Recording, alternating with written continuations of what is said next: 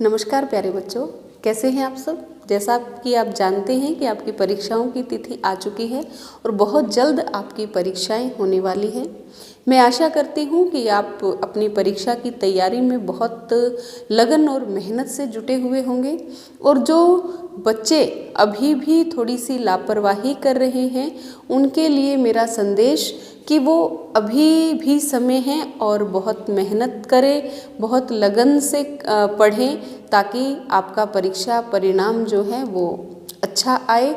मेरी शुभकामनाएं और मेरा आशीर्वाद आप लोगों के साथ है। तो आज जो हम बात करने जा रहे हैं रीति काल की प्रवृत्तियों के विषय में। इससे पिछला जो हमारा व्याख्यान था उसमें मैंने रीतिकाल की क्या परिस्थितियां हैं, रीतिकाल का नामकरण और रीतिकाल के सीमांकन के विषय में चर्चा की थी। और आज हम बात करेंगे रीतिकाल की प्रवृत्तियां। तो आप लिख सकते हैं रीतिकाल की प्रवृत्तियां। रीतिकाल की प्रवृत्तियां या फिर विशेषताएं। रीतिकाल की प्रवृत्तियां या विशेषताएं। जैसा कि मैंने आपको बताया था, जब मैंने रीतिकाल की परिस्थितियां करवाई थी तो उस समय मैंने आपको बताया था कि रीतिकालीन जो प्रवेश था वो सामंतवादी परिवेश था, यानी कि सामंतीय वातावरण था। और सामंतीय वातावरण का जो प्रभाव होता है, सामंतीय वातावरण के जो दोष हैं वो सारे इस समय के वातावरण में देखने को मिल रहे थे। और उस सामंतीय वातावरण का प्रभाव उस समय के जो साहित्यकार थे या उस समय की जितनी भी ललित कलाएं थी सबके ऊपर उसका प्रभाव देखने को मिल रहा था। और वह सामंतीय वातावरण उस समय के कलाकार की आत्मा पर पूरी तरह से हावी हो गया था। तो वैसी ही जो प्रवृत्तियां हैं, वैसी ही सामंतकालीन प्रवृत्तियां जो है वो उस समय के साहित्य में देखने को मिलती है। जैसे कि डॉक्टर सावित्री सिन्हा कहती हैं कि उस समय का जो राजनीतिक वातावरण था वो अत्यंत स्वार्थपरायण था। सत्ता का विकेंद्रीकरण हो चुका था और जो समाज था उसमें पूरी तरह से अव्यवस्था फैली हुई थी। और राजा जो हैं वो वैभव जन्य विलास प्रदर्शन में जुटे हुए थे, अलंकरण प्रवृत्ति थी। तो इन सब बातों का जो प्रभाव है उस समय की ललित कलाओं पर, उस समय के साहित्य पर भी देखने को मिलता है। और ये सब बातें जो हैं वो कलाकार की चेतना पर पूरी तरह से हावी हो गई थी। और जो चेतना के सार्वभौम नित्य तत्व हैं वो पराये लुप्त हो गए थे। और जो बाहरी आवरण है, जो दिखावा है, वो उस समय की चेतना में पूरी तरह से समा गया था। यानी कि उस समय जो है सूक्ष्म पर स्थूल ने विजय प्राप्त कर ली थी। और यह जो साहित्य है वो उसी का परिणाम है। तो सबसे पहले हम इसकी प्रवृत्तियों की अगर बात करें तो इस काल में सबसे जो मुख्य प्रवृत्ति थी वह थी रीति ग्रंथों का निर्माण। बिंदु नंबर 1 आप अंकित कर सकते हैं। इसमें क्या है? रीति ग्रंथों का निर्माण। रीति ग्रंथों का निर्माण। इस काल में जितने भी कवि हुए उन सभी ने क्या है, रीति ग्रंथों का निर्माण किया। और उन रीति ग्रंथों के निर्माण के लिए इन्होंने संस्कृत के काव्य शास्त्रीय ग्रंथ, चाहे वो भामा का काव्य अलंकार हो, चाहे भानुदत्त की रसमंजरी हो, चाहे विश्वनाथ का साहित्य दर्पण हो, चाहे मम्मट का काव्य प्रकाश हो, इन सब ग्रंथों को इन्होंने अपने काव्य शास्त्रीय विवेचन का आधार बनाया। और इस प्रकार के काव्य शास्त्र को रचने वाले 3 श्रेणी के लोग थे। सबसे पहले हम उनका जिक्र कर लेते हैं। इसमें इन जो रचनाकार हैं इनको हम 3 श्रेणियों में बांट सकते हैं। प्रथम श्रेणी, द्वितीय श्रेणी और तृतीय श्रेणी। ठीक है, तो प्रथम बात करते हैं प्रथम श्रेणी के जो कवि थे। प्रथम श्रेणी के कवियों में वे कवि आते हैं जिन्होंने अपने ग्रंथों का निर्माण काव्य तत्वों का ज्ञान करवाने के लिए किया और वे इन काव्य तत्वों के ज्ञान के माध्यम से किसी भी प्रकार का पांडित्य प्रदर्शन नहीं करना चाहते थे, यानी कि आत्म प्रदर्शन की भावना इस प्रकार के कवियों में नहीं थी। ये केवल और केवल काव्य के नियमित तत्वों का ज्ञान वो जन साधारण को करवाना चाहते थे या फिर जो काव्य रसिक हैं उनको ज्ञान करवाना चाहते थे। और इसके लिए उन्होंने क्या किया, उन्होंने लक्षण तो कहाँ से लिए, संस्कृत के काव्य शास्त्रीय ग्रंथों से लिए और ब्रज भाषा में लिखा उनको, और उदाहरण या तो उन्होंने दूसरे लोगों की कविताओं से ग्रहण किए और या फिर स्वयं लिखे, और जो स्वयं लिखे वो बहुत संक्षिप्त थे जिनमें किसी प्रकार का कवित्व नहीं था। तो इस प्रकार के जो ग्रंथ हैं उनमें आते हैं राजा जसवंत सिंह का भाषाभूषण और दुल्हे का कवि कुल कंठाभरण, रसिक सुमति का अलंकार चंद्रोदय, गोविंद दास का कर्णाभरण और रसरूप का तुलसी चंद्रोदय। इस प्रकार के जो ग्रंथ हैं वो प्रथम श्रेणी में आते हैं। दूसरे श्रेणी में कौन थे? दूसरे श्रेणी में ऐसे कवि थे जिनका उद्देश्य क्या था, लक्षण और उदाहरण प्रस्तुत करना था, यानी कि वे काव्य शास्त्रीय ग्रंथों के माध्यम से जन साधारण को काव्य तत्वों का सामान्य ज्ञान तो प्रदान करना चाहते थे, परंतु इसके साथ साथ वो पांडित्य प्रदर्शन भी करना चाहते थे। आत्म प्रदर्शन की भावना इनमें निहित थी और ऐसे लोग क्या करते थे, लक्षण काव्य शास्त्रीय ग्रंथों से देते थे और उन लक्षणों के उदाहरण के रूप में स्वयं कविता निर्मित करते थे, उदाहरण स्वयं के होते थे। तो इस प्रकार ये लोग क्या हैं, आचार्यत्व और कवि कर्म दोनों साथ साथ निभा रहे थे, परंतु आचार्यत्व के लिए जिस सूक्ष्म विवेचना शक्ति की आवश्यकता होती है वैसी सूक्ष्म विवेचना शक्ति इन कवियों में नहीं मिलती है। और ऐसे कवियों में कौन है? ऐसे कवियों में है चिंतामणि, भिखारीदास,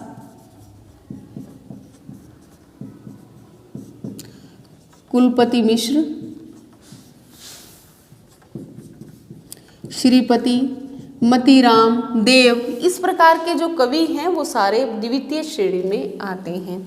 और तृतीय श्रेणी में वे कवि आते हैं जिन्हें काव्य शास्त्रीय ग्रंथों का पूरा ज्ञान था, जिन्होंने काव्य शास्त्र को अपने जहन में पूरी तरह से समाया हुआ था, परंतु इन्होंने केवल उदाहरण दिए, लक्षण को देने में या लक्षणों को लिखने में इन्होंने अपना समय व्यर्थ नहीं किया।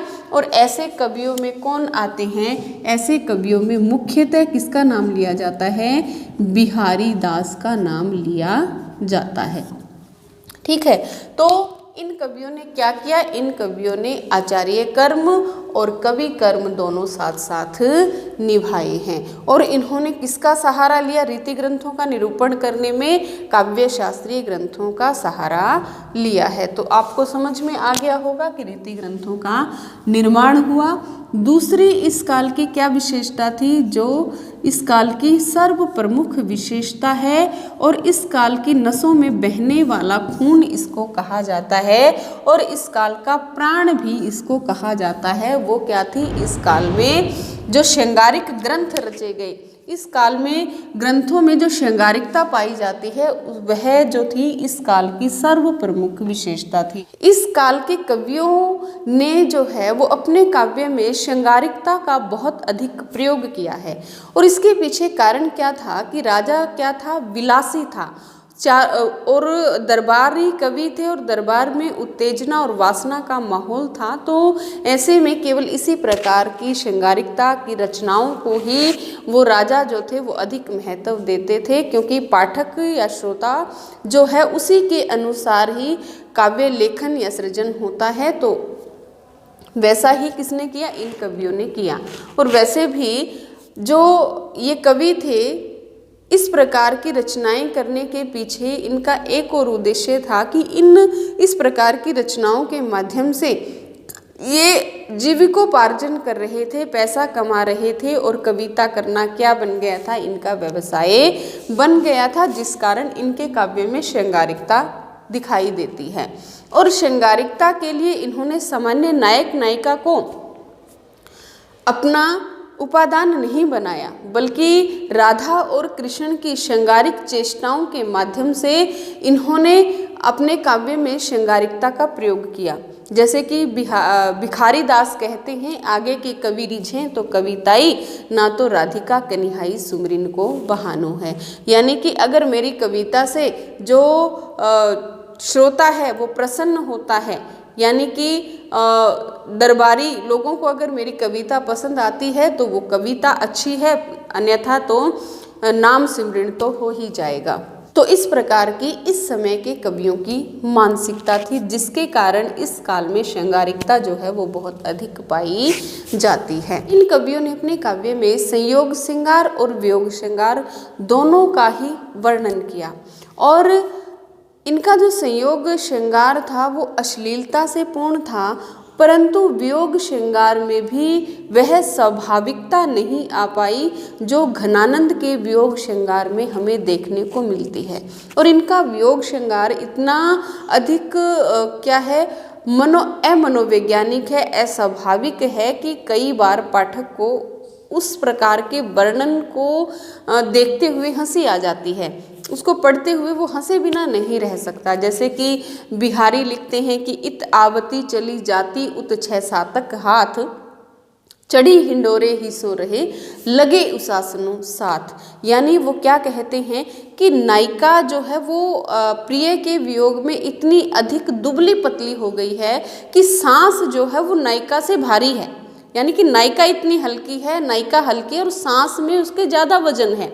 और जब नायिका सांस लेती है तो वो सांस के साथ ही 5-6 हाथ पीछे चली जाती है, और जैसे वो सांस छोड़ती है तो सांस के साथ ही 5-6-7 हाथ जो है वो आगे चली जाती है। और ऐसे जब वो सांस लेती है, छोड़ती है, लेती है, छोड़ती है, तो उसकी स्थिति किसकी भांति हो रही है, एक झूले की भांति उसकी स्थिति हो रही है। तो ऐसा अस्वाभाविक वर्णन जो है वो उनके वियोग श्रृंगार में देखने को मिलता है। तीसरी इस काल की क्या विशेषता थी, अलंकारिता। तीसरी क्या विशेषता थी, अलंकारिता। मिश्र इस काल में क्या है, अलंकरण प्रवृत्ति, यानी कि भाषा को सजाने संवारने की ओर भी इस काल के कवियों का बहुत अधिक ध्यान था। जैसे कि केशव दास कहते हैं कि यद्यपि सुजाति सुलक्षणी सुवर्ण सुरस सवृत भूषण बिनु न विराजई कविता बनीता मित। यानी कि चाहे औरत है चाहे कविता है, जब तक उसे अलंकारों से नहीं सजाया जाता और औरत जब तक आभूषण नहीं पहनती तब तक वो सुंदर नहीं लग सकती। सुंदर जो अलंकार है वो कविता को सजाने वाले उपादान है। तो जो वातावरण था उसमें जो कविता थी, कविता की जो भाषा थी उसकी तरफ पाठक को आकर्षित करना उस समय के कवियों का क्या था, उद्देश्य था। इसी कारण से वो अपनी भाषा को ज़्यादा से ज़्यादा चमत्कृत, ज़्यादा से ज़्यादा आकर्षक बनाने का प्रयास कर रहे थे, और जिसके कारण उसकी कविता का सौंदर्य जो है वो कहीं कहीं पर बढ़ने की अपेक्षा कम ही हुआ है। जिस प्रकार कोई औरत है बहुत ज़्यादा मेकअप लगा लेती है तो बंदरिया जैसी उसकी शक्ल हो जाती है और उसका जो सौंदर्य है वो बढ़ने की अपेक्षा क्या हो जाता है, कम हो जाता है। ऐसा ही इस काल की कविताओं के साथ हुआ। और दूसरी अगर हम बात करें तो इन कवियों ने अलंकारों का प्रयोग करते हुए किसी मौलिक उद्भावना का परिचय नहीं दिया।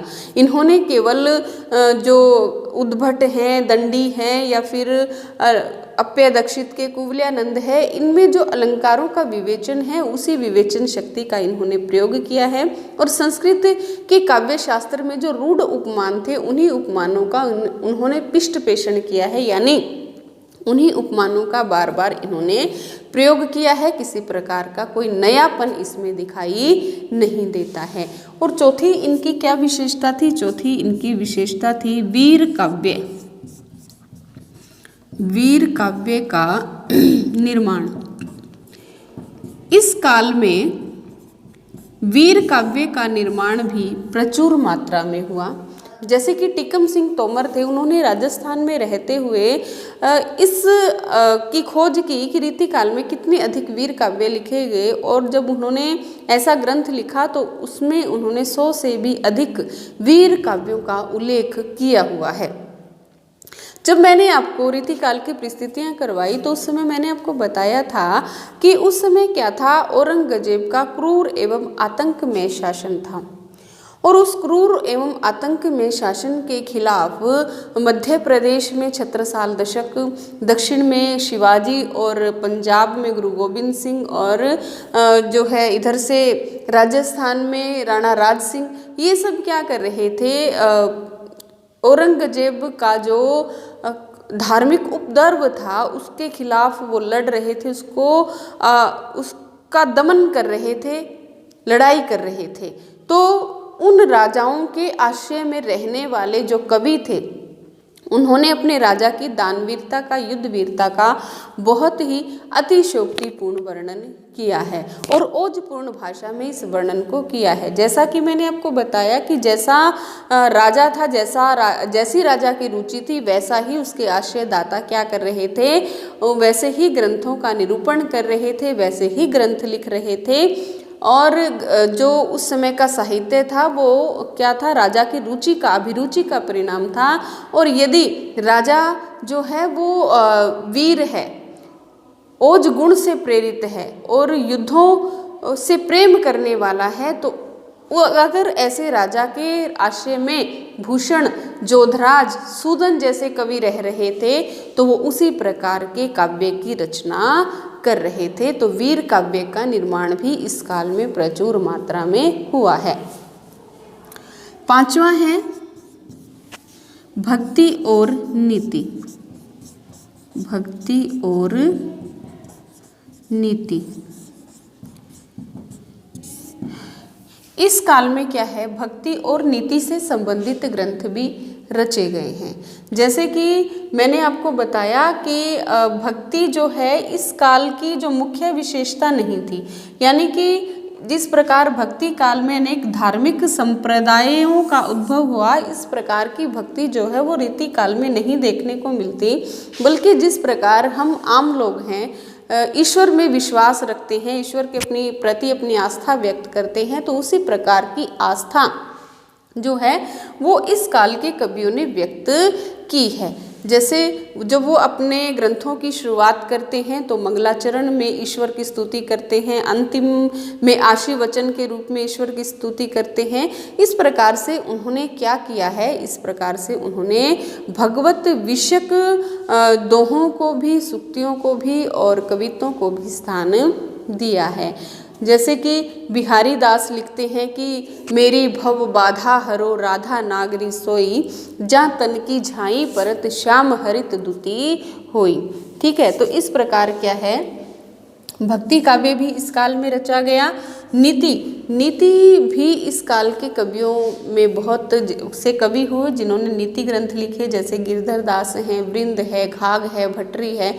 उन्होंने क्या है, रीति ग्रंथों का निर्माण किया है, क्योंकि ये क्या थे, दरबारी कवि थे और दरबारी जीवन के घात प्रतिघातों को सहन करते हुए उनके मन के अंदर जो असंतोष उत्पन्न होता था, तो वह असंतोष क्या है, ये इन नीति सूक्तियों के माध्यम से व्यक्त करते थे। तो इन्होंने क्या लिखा, नीति ग्रंथ लिखा, नीति से संबंधित दोहे भी लिखे। जैसे गिरधर की कुंडलियां जो हैं वो बहुत अधिक प्रसिद्ध हैं। जैसे वो कहते हैं, बिना विचारे जो करे सो पाछे पछताए, काम बिगाड़े आपनो जग में होत हंसाए।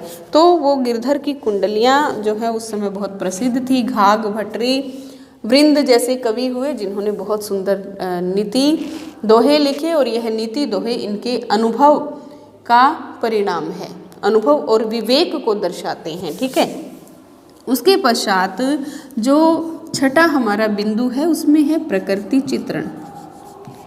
प्रकृति चित्रण इस काल के कवियों का जो प्रकृति चित्रण है वह क्या है, उद्दीपन रूप में चित्रण हुआ है, यानी कि प्रकृति का आलंबनात्मक रूप, प्रकृति का स्वतंत्र रूप इस काल में केवल और केवल सेनापति ने ही किया है। इसके अलावा कोई भी कवि ऐसा नहीं था जिन्होंने प्रकृति का स्वतंत्र वर्णन किया हो।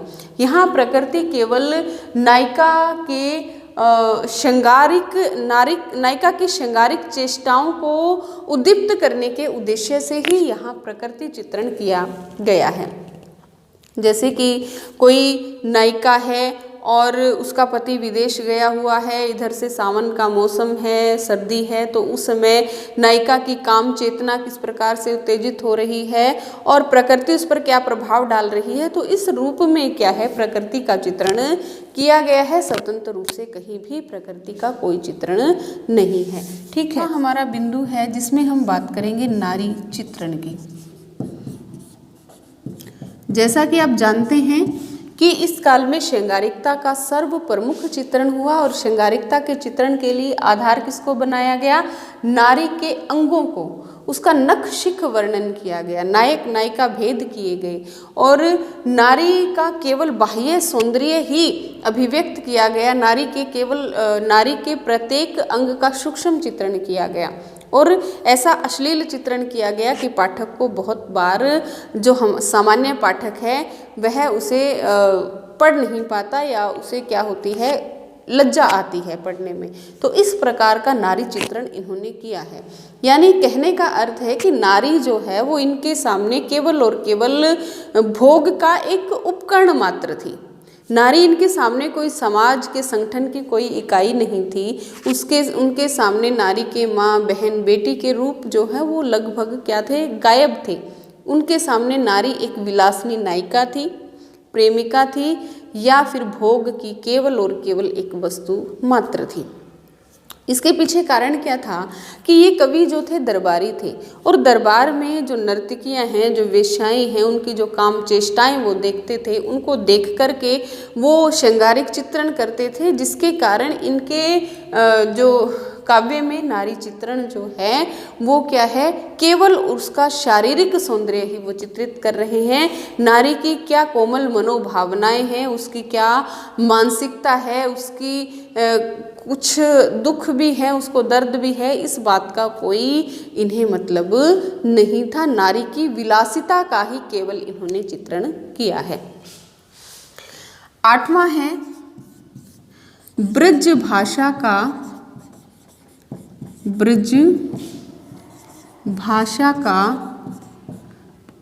चरमोत्कर्ष। ब्रज भाषा का चरमोत्कर्ष कि इस काल में जो ब्रज भाषा है वो अपने चरम उत्कर्ष पर दिखाई देती है। जैसे कि हम आदि काल में देखते हैं तो आदि काल में चाहे विभिन्न भाषाओं का प्रयोग किया कवियों ने अपने साहित्य को रचने के लिए, जैसे कि संस्कृत, पाली, प्राकृत, अपभ्रंश और वो मैथिली का भी प्रयोग कर रहे हैं, अवधी का भी प्रयोग कर रहे हैं, इधर से डिंगल पिंगल राजस्थानी भाषा का भी प्रयोग हो रहा है।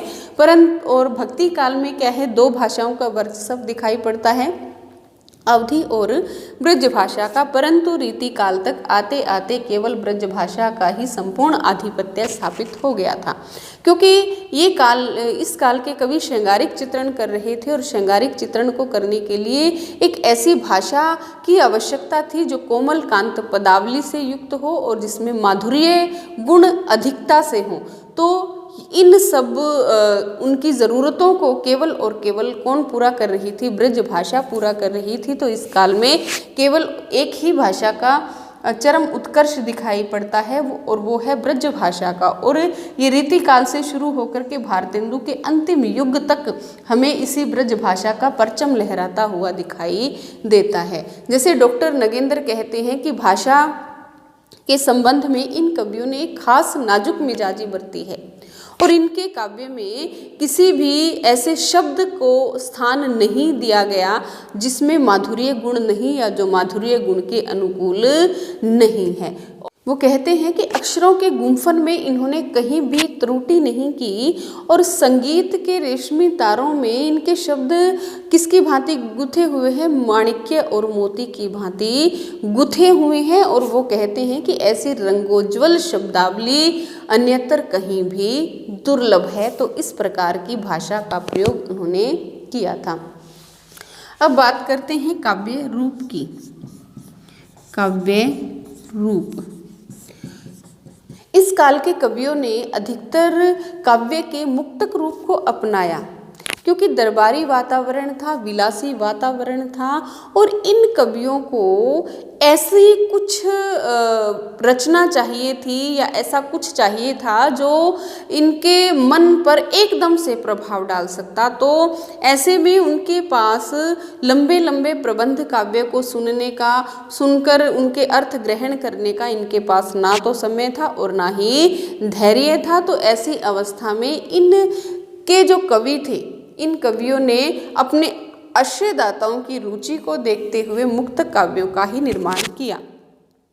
और मुक्तक काव्य के जो छंद हैं, जो मुख्य छंद है, दोहा है, क्वित्त है, सवैया है, तो इन छंदों का इस काल में ज़्यादा प्रयोग किया गया। ठीक है, तो काव्य रूप क्या है? इस काल का मुक्तक छंद है। ऐसी बात नहीं कि प्रबंध काव्य नहीं रचे गए, प्रबंध काव्य भी कुछ रचे गए, परंतु उनका उतना अधिक महत्व नहीं है, वो ज़्यादा अपना प्रभाव नहीं जमा पाए। तो ज़्यादातर जो उनसा वो क्या मिलता है? मुक्तक काव्य रूप मिलता है। इसी कारण से जो गणपति चंद्रगुप्त हैं, उन्होंने इस काल का नामकरण ही शास्त्रीय मुक्तक काव्य परंपरा किया था, क्योंकि मुक्तक ग्रंथों की क्या थी? इस काल में प्रमुखता थी। तो इन सब बातों के आधार पर हम बता सकते हैं कि इस काल का जो काव्य था वो क्या था? रसिक समुदाय का काव्य था। आम जन के भावनाओं से या फिर आम जनता की पीड़ाओं से उन्हें कोई भी मतलब नहीं था। दरबारी विलासिता का ही केवल और केवल इस काल में चित्रण हो रहा था। तो एक बार फिर से देख लेते हैं कि इस काल की क्या विशेषता थी। रीति ग्रंथों का निर्माण हुआ। रीति ग्रंथों में 3 श्रेणी में जो है वो कवियों ने रचनाएं की। अलंकारिता तो को देखते हुए अलंकृत काल नाम हुआ। वीर काव्य का भी निर्माण हुआ। भक्ति और नीति काव्य भी थे। प्रकृति चित्रण जो है वो उद्दीपन रूप में हुआ। नारी का चित्रण केवल किसके रूप में हुआ? भोग्या, विलासिनी और प्रेमिका के रूप में हुआ। ब्रज भाषा का उत्कर्ष, चारों तरफ उसका बोलबाला दिखाई पड़ता है। और काव्य रूप क्या है? केवल और केवल मुक्तक काव्य रूप को ही इन्होंने अपनाया है। और यहाँ क्या था? श्रृंगारिकता, जो इस काल की कविताओं में बहने वाला खून कहा जाता है। तो आज का हमारा ये व्याख्यान यहीं पर समाप्त होता है। अगले व्याख्यान में हम बात करेंगे कि रीतिबद्ध कवि कौन कौन से थे और उनकी क्या विशेषताएं थी। धन्यवाद।